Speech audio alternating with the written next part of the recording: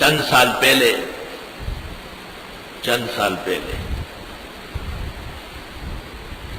سورہ فاتحہ کی تفسیر میں 14 دن لگے تھے. وہ کیسٹ محفوظ ہے، سی ڈی ملتی ہے عام. اب ویسے بھی اس کے تو کوئی خاص پیسے نہیں ہوتے، تھوڑے سے ہوتے ہیں. جو تفصیلی مقدمات یا تفصیلی علوم چاہیے اور جن کو وہ آرام سے کسی مناسب موقع پہ اس کی سی ڈی حاصل کر. 1 بجے کے قریب درس ختم ہوا. 14 دن میں سورۃ فاتحہ مکمل ہو گئی. بڑا تھکا ہوا. وہاں جا کے بجائے اندر جا کے لیٹنے کے باہر بیٹھ گیا جہاں بیٹھتا ہوں. ایک ٹیلی فون آیا اور غیر ملکی آپریٹر نے مجھے کہا کہ یہ دور تفسیر آپ پڑھاتے ہیں؟ میں نے کہا میں پڑھاتا ہوں. کہ آپ کے پاس کچھ وقت ہے؟ باہر کسی بڑے ملک امریکہ سے ایک انسٹیٹیوٹ کا پروفیسر، سینئر پروفیسر آپ سے تفسیر سے متعلق بات چیت کرنا چاہتا.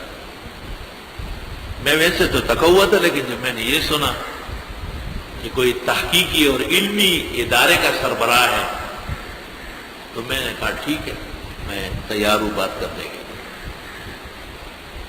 انہوں نے کہا آپ ٹیلی فون بند نہ کریں، دوبارہ گھنٹی بجے گی تو وہیں اٹھائے گا، جو طریقہ ہوتا ہے ان کا. پروفیسر صاحب نے کہا کہ میں یہودی مذہب کا ہوں، لیکن یہاں میں نے ایک سینٹر قائم کیا ہے اور اس میں قرآن کی تفسیروں پر ریسرچ کرا. 300 کے قریب آدمی میرے ہاں ملازم ہیں. بیضاوی اور کشاف پر ریسرچ مکمل ہو گئی. میں چونکہ لبنان کا یہودی ہوں اس لیے مجھے عربی آتی ہے، تو آپ کو عربی میں بات کرنے میں تکلیف تو نہیں؟ میں نے کہا نہیں، ہم بھی اپنے ایک میدان رکھتے ہیں اور اس میں بڑے خوش ہوتے ہیں جب عربی بولتے ہیں. میں نے دل میں سوچا کہ ڈوب مرنے کا مقام ہے، یہودی عربی بول رہے اور ہم عربی قرآن پڑھاتے ہوئے عربی نہ بولے. توبہ، نماز زور سے پہلے ہی جانا تھا اگر عربی نہ. میں نے کہا آپ سوال کریں. اس نے کہا مجھے اتفاقی نیٹ پر آپ کا درس مل گیا اور میں بڑا حیران ہوا. پتہ چلتا ہے کہ ایک سمندر طلباء اور علماء اور عوام کا آپ کے سامنے ہے اور آپ اردوی مبین پڑھا رہا ہے، مگر عربی حوالہ جات، عبارات، اشعار، متعلقات اس کثرت سے ہیں کہ میں گرویدہ ہو گیا اور میں بیٹھ گیا. آج مجھے اندازہ ہوا کہ جو سورت آپ پڑھا رہے تھے سورہ فاتحہ وہ مکمل ہو گئی اور آپ نے اعلان کیا کہ کل سے اس کے بعد والی سورت بقرہ آپ پڑھائیں گے. تو میں سورہ فاتحہ سے متعلق کچھ پوچھنا چاہتا ہوں. کافی دیر تک میری تعریفیں کی، لیکن میں سمجھ گیا کہ کوئی کسی کی تعریف کے لیے کچھ نہیں کرتا، اپنے کام سے. اس نے کہا یہ غیر المغضوب میں آپ نے کہا کہ تفسیر ابن جریر میں ابن عباس سے منقول ہے ہم الیہود، والضالین کی تفسیر میں آپ نے پھر کہا کہ ابن جریر میں ابن عباس سے اور ابن کثیر میں اور تمام مفسرین کیا ہم النصارى. پہلے تو آپ درس دیتے تھے تو بند کمرے میں مسجد میں یا مدرسے میں ہوتے تھے، آپ اور آپ کے مداح طلباء ہوتے تھے.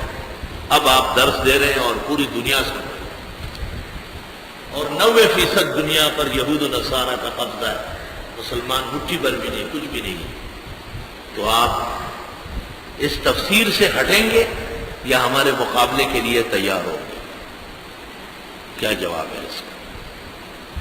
میں نے بھی اسی شان سے اس کی تعریف کی، شکریہ ادا کیا کہ آپ ایک یہودی مسلک کا آدمی ہو کر اسلام کی عظیم اور بزرگ کتاب کے درس کے کو اس قدر سے توجہ سے آپ نے سنا، اور آپ میں علم کی قدر کی وجہ سے اتنا صبر ہے، تصبت ہے کہ جب آپ کو اندازہ ہوا کہ سورت پوری ہو گئی تو آپ نے سوال شروع کر دیا.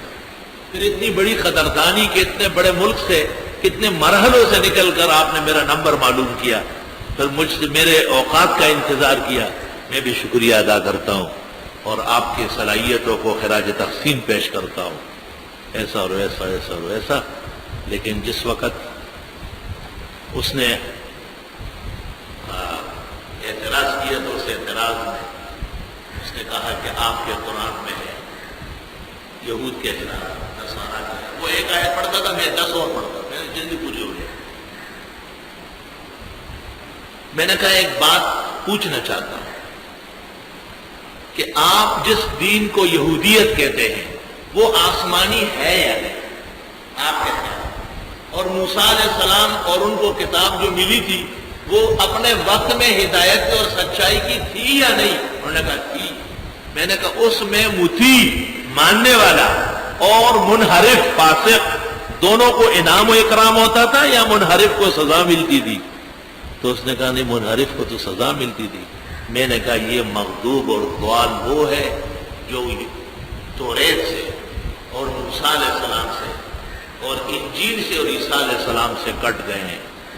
میں نے کہا دیکھیں آپ نے صرف یہ پڑھ لیا غیر المغضوب علیہم ولا الضالین، اور آپ نے قرآن میں یہ پڑھا کہ لعن الذین کفروا من بنی اسرائیل علی لسان داؤد وعیسی ابن مریم، لعنت ہے. آپ نے یہ پڑھا فباؤوا بغضب علی غضب، ساری آیت ہے. آپ نے یہ پڑھی کہ وجعل منہم القردۃ والخنازیر وعبد الطاغوت. اس نے کہا ہاں. میں نے کہا آپ نے یہ نہیں پڑھا کہ قرآن کہتے یعلمہ علماء بنی اسرائیل، بنی اسرائیل کے علماء جانتے ہیں، آپ کے علماء کے علم کا احترام کرتے ہیں. آپ نے قرآن میں یہ آیت نہیں پڑھی لیسوا سواء من اہل الکتاب امۃ قائمہ یتلون آیات اللہ آناء اللیل وہم یسجدون یؤمنون باللہ والیوم الآخر وَيَأْمُرُونَ بِالْمَعْرُوفِ وَيَنْهَوْنَ عَنِ الْمُنْكَرِ وَيُسَارِعُونَ فِي الْخَيْرَاتِ وَأُولَٰئِكَ مِنَ الصَّالِحِينَ وَمَا يَفْعَلُوا مِنْ خَيْرٍ فَلَن يُكْفَرُوهُ وَاللَّهُ عَلِيمٌ بِالْمُتَّقِينَ. میں نے کہا یہ قرآن ہے، غور سے سنو قرآن کیا پیش کر رہا ہے. اور یہود نصارہ کے مناقب میں نے کہا قرآن کہتے ہیں وَمِنْهُمْ مَنْ إِن تَأْمَنْهُ بِقِنْطَارٍ يُؤَدِّهِ إِلَيْكَ، ایسا دیانتدار بھی ان میں موجود ہے.